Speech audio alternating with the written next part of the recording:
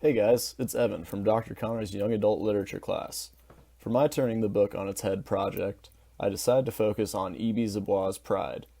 Pride is an adaptation of Jane Austen's Pride and Prejudice, and if you've read it, you know that it's told from the point of view of Afro-Latina teenager Zuri Benitez. Zuri lives in Bushwick, New York, with her parents and three sisters, and the streets and blocks surrounding her apartment are all that she's ever known. When the rundown mansion across the street is bought and remodeled by the Darcys, a wealthy African American family from Manhattan, she begins to notice big changes happening all around her. With college applications hanging overhead, she has to pick and choose her battles carefully. The Darcy boys, Ainsley and Darius, seem harmless enough, but Zuri's not fooled at all by their good looks and wealth. She knows that they may live in Bushwick now, but they'll never understand what it means to say that you're from Bushwick. Pride focuses primarily on issues of race, gentrification, and identity, and while the novel can oftentimes support a single story, large portions of it read as a counter-story, which calls attention to an array of racial, social, and economic stereotypes, and I did my best to convey these through character and textual analysis in my multimodal publication. Zuri has an understanding of the streets and neighborhoods surrounding the apartment that Darius and Ainsley couldn't even begin to fathom. She personifies the streets and neighborhoods so much that they almost become characters of their own. In my drawing, on one end of the street, sort of leaving the neighborhood, is Howard University, representing her future. And on the other end, entering the neighborhood, is sort of a Bushwick street sign, representing the present. To go against the single story of urban or minority characters wanting to get out of their current neighborhood, we know that Zuri never wishes to end up anywhere else. She has her future academic goals and aspirations, but even then she says that she'll come right back to Bushwick after she gets her degree. The quotes written on the street portion of the drawing support this single story that is written about Zuri, specifically by author Darius Darcy.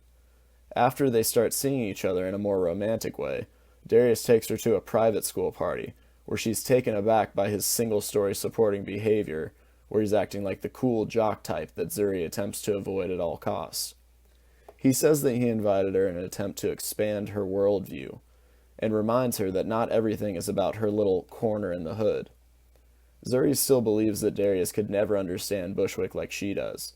Zuri knows that the streets are alive, at all times, and she says that you can never let the streets know when you're upset.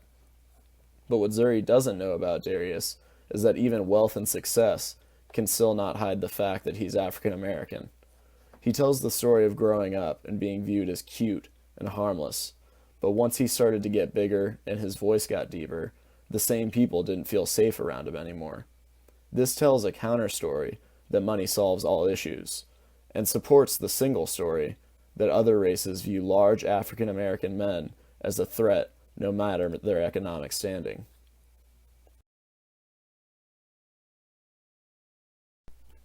Across the street, I drew my interpretation of the Darcy Estate. The house is rebuilt from an old mansion that has been on the block for as long as Zuri can remember, and the Darcy's arrival sets the gentrification narrative in motion. An interesting feature of the house is the linguistic focus on both the size and quantity of windows at the Darcy home. This made me think of windows versus mirrors and their function in single and counter stories. Windows allow us to see points of view and experiences that we're unfamiliar with, while mirrors force us to look back at ourselves. The Benitez family has never known wealth, and the single story of the large family in the hood, who is always short on money, is often supported by them. Both Zuri and her sisters are described as having plenty of clothes, but mostly hand-me-downs that they each dress up in their own way. Along with their style, Zuri and Janae's physical description focuses on their butts that drive all the boys on the block crazy. Even with this description of being just as attractive physically as the Darcy boys, the Benitez sisters do not spend large quantities of time looking in mirrors. I found that this functions as a counter story because while they are physically sexually appealing, they focus more on their character and the character of others. The single story with the Darcys begins early, as they're profiled even before their arrival, as the Benitez sisters are taking bets on what the race of the family will be when they move in. but the focus on the windows of the home allows people on the block to see the Darcys inside their natural environment. While their race was a surprise, often their action and attitudes are not.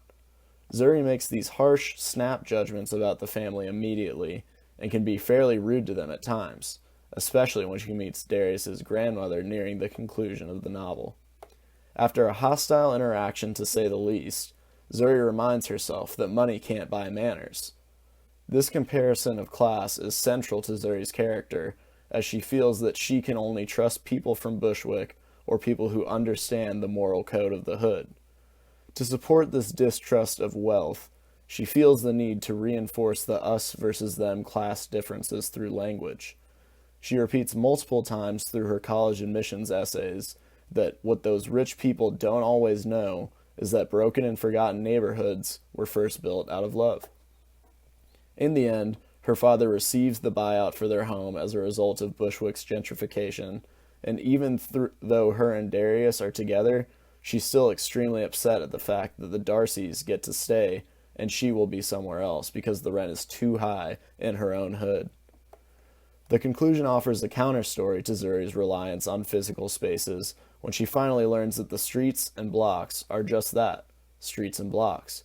But Bushwick is who she is and who she will always be.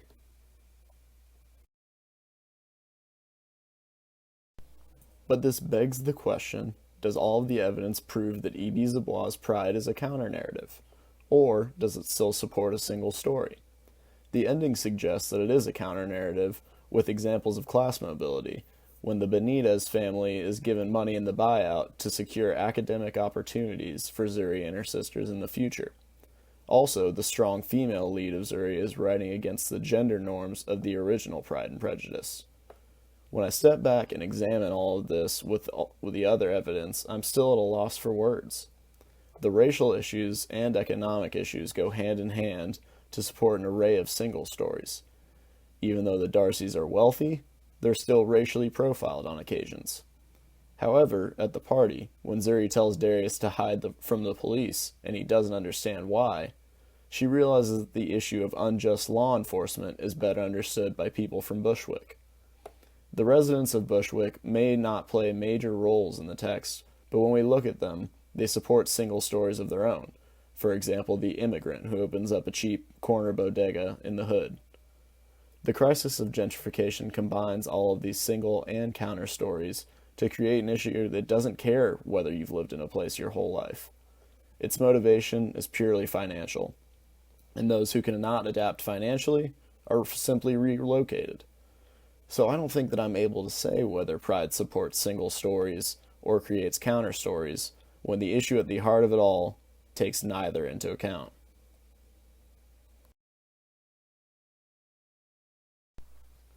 One challenge that making an argument in a visual format posed for me was definitely the actual process of drawing.